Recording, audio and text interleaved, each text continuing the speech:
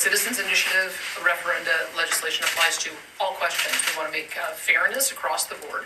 And I'm not going to prejudge what citizens are going to put forward for a question. And from the moment, from what I can see, there are no active petitions. There are no questions out there being debated. Okay, so I guess we're just going to pretend that this whole making a referendum on Alberta separation thing way easier has nothing to do with the fact that just a few weeks ago, your buddy over here suggested that if your team lost, the West should just pick up its marbles and become cold Texas or whatever, completely flying in the face of all democratic norms of accepting actual election results. And of course, even if a referendum does succeed, you already know that there's no legal basis for it happening whatsoever, due in no small part to the fact that Alberta is on treaty land, treaties that predate Alberta. And I'm gonna guess you don't really care when Indigenous nations send cease and desist orders telling you, and I quote, if you or any Canadians are not happy living on treaty lands, they are free to apply for citizenship elsewhere.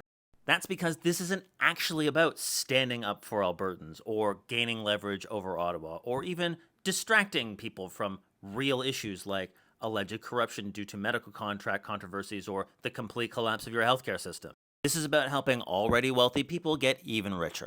Because Canada's oil sands are not actually Canadian. They're not even Albertans. 70% of the actual production, 70% of the decision makers, 70% of the people who actually own the thing that is being produced are outside of Canada. And the vast majority of them are from the United States. But the US would never destabilize a democratically elected government just for oil, would they? Well, when the guy who kicked off this latest shitstorm of Alberta separatism by vomiting on the pages of the Globe and Mail just happens to be the guy who started this right-wing think tank, which just happens to be sponsored by this disinformation duo of the Koch brothers and ExxonMobil, it starts to become much harder to believe that this has anything to do with democracy or doing what's right for normal people. This isn't about grassroots. This is about AstroTurf, and AstroTurf has always been made of oil. The purpose of a referendum is to let every single Albertan have a say on matters of important public policy. So this is enabling direct democracy. I think we should embrace it.